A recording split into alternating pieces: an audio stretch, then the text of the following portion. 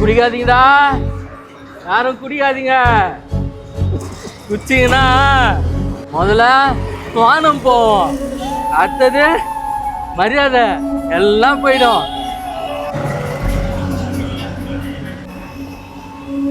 அடுத்தது கூட இருக்க எல்லாரும் விட்டு போயிடுவாங்க. ஏய் கார்த்தி, என்னடா இப்படி ஆயிட்டா? ஸ்கூல் காலேஜ் படிக்கும்போது நல்லா தான்டா இருந்தா. ஆமா, ஸ்கூல் காலேஜ் படிக்கும் போதுலாம் நல்லா தான் இருந்தேன். உன்னை விட நல்லா தான் படிப்பேன்.